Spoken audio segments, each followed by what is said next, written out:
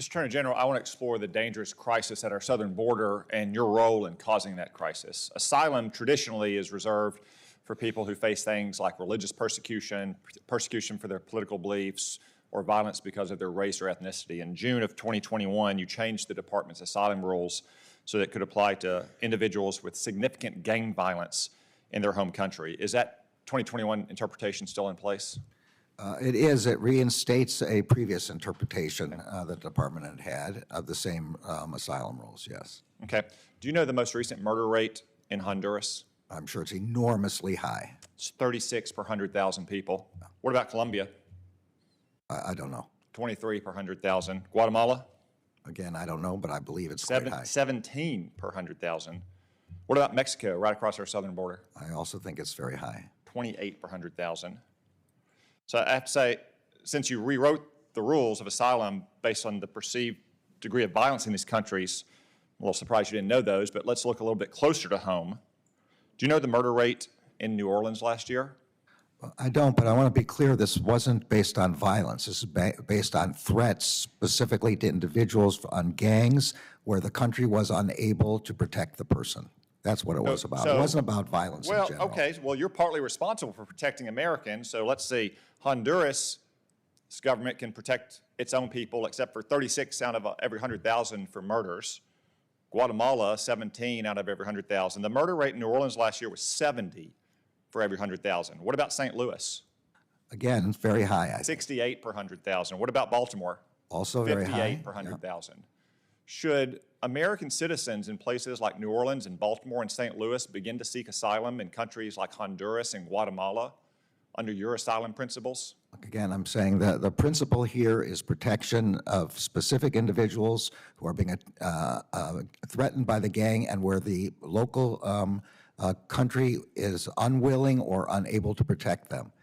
So is the United States government and the city governments of St. Louis and Baltimore and New Orleans unwilling or unable to protect its own citizens? I don't believe they're unwilling. They're doing everything that they can. We're supporting them in every way they can.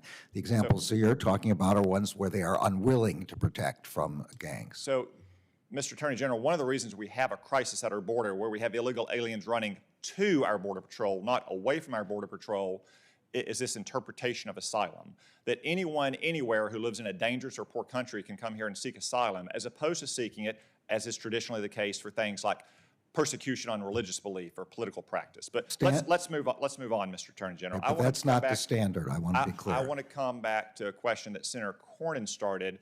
Your unprecedented memo in December of 2020 to direct your prosecutors not to pursue the most serious, readily provable offense.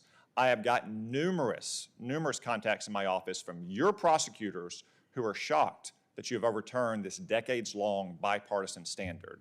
You said this was about allocating resources. What resources are you talking about? No prosecutor was directed to not bring a case again. In fact, your memo specifically says that if they feel that it's not warranted, or only if the other offenses are not sufficient, they should not pursue what has been the standard for decades, generations of U.S. attorneys and their assistants. I'm well aware of the standard because I helped write the standard originally. Because it was a Carter administration standard, not specifically known for being tough on crime.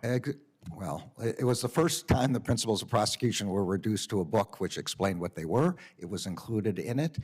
Every assistant U.S. attorney is able to use their discretion to bring these kinds of cases. No one's being directed to not do anything. You specifically said that they should not pursue the most serious, readily provable offenses in cases where mandatory minimums are present because it's not warranted. You specifically said that.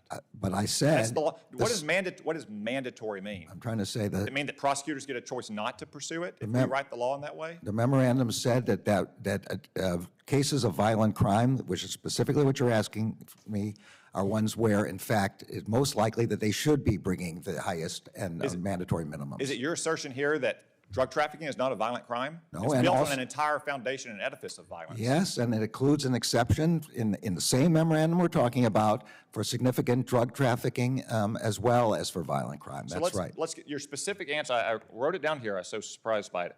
You said to Senator Cornyn, this is about allocating resources. Yeah. What resources are we allocating? If one of your assistant U.S. attorneys has some criminal lowlife who could be charged with 12 offenses, but they don't charge the 2 most serious readily provable offenses because of your memorandum. They're still charged with 10 offenses. They have to go to a grand jury. They have to go to trial. They have to have a pre-sentencing report. They have to have a sentencing hearing. How is that conserving resources that you don't charge them with the most serious readily provable offenses that would lock these lowlifes up for the longest time possible? The lowlifes that you're worried about and have expressed worried about, the large drug traffickers, the violent criminals, they are to be charged to the max. I ask again, what resources were you talking about? You said to Senator Cornyn specifically it was about allocating resources. What resources? These include our investigators and how much we have to investigate in order to establish the requirements for mandatory minimums, the prosecutors who have to prove those cases, the judges who have to try those cases, and the jails that have to hold those cases, those individuals for longer terms. Jails are, I don't see how jails could be a problem. You only have 158,000 prisoners now. 10 years ago, it was 219,000. Do you need more prisons? Well, I think that...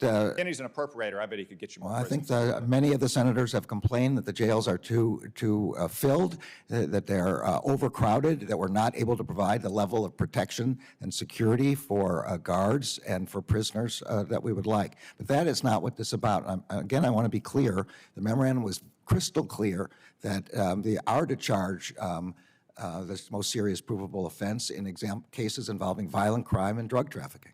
Okay, let's turn to another example of you overriding Congress's will. Congress has repeatedly decided to impose stiffer penalties for crack cocaine than powder cocaine, done originally at the request of members of the Congressional Black Caucus, voted for by senators like Senator Durbin, the chairman of this committee.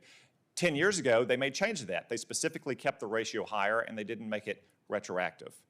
Now, you have directed your prosecutors, when they are dealing with crack cocaine, to charge it as if it was powder cocaine, something that this Congress has repeatedly refused to do, which we refused to do as recently as December when Senator Booker tried it on the floor and I blocked it.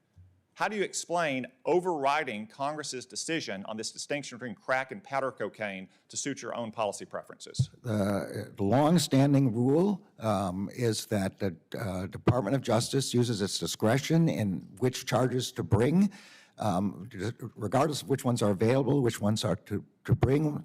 Every bit of evidence we have is that there's no difference between powder and crack. Governor Hutchinson testified to that fact. Those are legislative decisions. Those are not prosecutorial decisions. If this Congress wants to do it, maybe it will one day, and maybe I'll be outvoted. But those are legislative decisions. Those are not prosecutorial decisions.